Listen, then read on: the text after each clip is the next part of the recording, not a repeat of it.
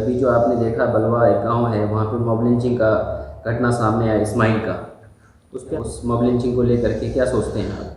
जहाँ तक mob lynching की घटना है, ये तो पूरे भारतवर्ष में फैला हुआ है और इस तरह की घटना को आप अगर अंजाम देते हैं तो ये देश हित के लिए बेहतर नहीं है।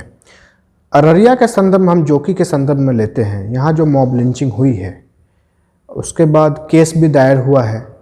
मेरा जो मेन कहना है कि एक शख्स की मॉब लिंचिंग हो जाती है और उसका डेथ हो जाता है, लेकिन जब थाना में कोई केस दायर हो रहा है तो जिसके ज़रिया मारपीट की गई उसको केस नंबर आप प्रथम देते हैं, जो विक्टिम हुआ है, जो इस्माइल विक्टिम है, उसको केस नंबर आप उसके बाद में देते हैं। अगर हम इसको कोर्ट के संदर्भ में लेते हैं तो जिसका केस पहले दायर होता है वो अपर हैंड होता है। अपने चार्जेस लगाया है, 307 लगाया, 302 लगाया है, 148 लगाया है, 149 लगाया है, 147 लगाया है, 324 लगाया है, ठीक है, वो अपने चार्जेस दिया है।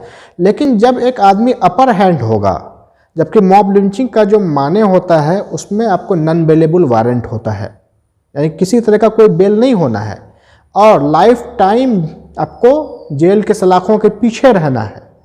उसके बाद इसमें फांसी की भी सज़ा हो सकती है। लेकिन आपको अपर हैंड कर देने से ये जो जितनी चार्जेस लगी है वो बेमाने हैं। तो इससे ये साबित होती है कि कहीं ना कहीं पुलिस प्रशासन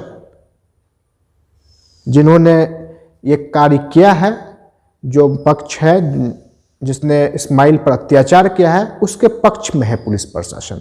अगर पक्ष में नहीं होती तो केस नंबर इस्माइल का पहले पड़ता और जिसने अत्याचार किया है उसका बाद में पड़ता।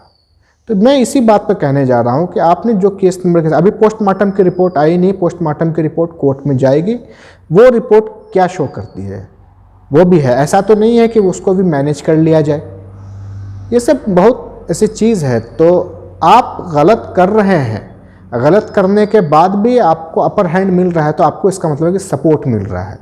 तो ये सपोर्ट अगर मिल रहा है तो इस तरह का जो अत्याचार है इसको बढ़ावा दिया जाएगा।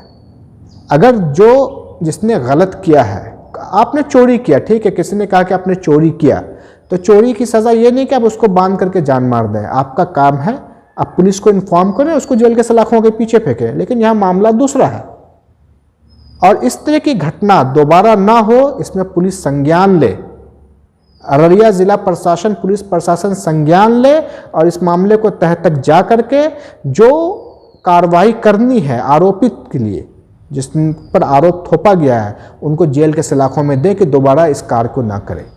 आपने एक अखबार में अपने स्टेटमेंट भी दिया है, आपने कहा कि पहले हम पोस्टमार्टम रिपोर्ट को देख लेते हैं, फिर हो अगर ज़रूरत पड़ी तो सीबीआई जांच की भी मांग। बिल्कुल, अगर पोस्टमार्टम रिपोर्ट, जैसा कि जो गांव के लोगों का स्टेटमेंट है, उन लोगों से जब हम लोग मुलाकात किए, उनका कहना है कि ये पहले डेथ हो गया है। पहले दरवाजे में डेट किया है यहाँ पर। अगर पोस्टमार्टम की रिपोर्ट ऐसी होती है कि नहीं, अस्पताल में शिफ्ट होने के बाद, टाइम होने के बाद डेथ हुआ है, तो इसका मतलब है कि वो रिपोर्ट गलत और मैनेज है। क्योंकि तो यहाँ तो हर चीज़ होता है, जब वैसी चीज़ होगी तो हम सीबीआई जांच की मांग करेंगे और इसको अगर गलत करने में जो भी लोग रहेंगे वो सब फंसेंगे। फिलहाल तो कोर्ट की कार्रवाई है और पोस्टमार्टम की रिपोर्ट है, उसका इंतज़ार कर रहे हैं। बिल्कुल उसका इंतज़ार है, उसका इंतजार। जिन लोगों की गिरफ्तारी अब तक नहीं हुई है, पुलिस प्रशासन सबको गिरफ्तार करके सलाखों के पीछे डाले। हमसे बात करने के लिए बहुत बहुत धन्यवाद। शुक्रिया।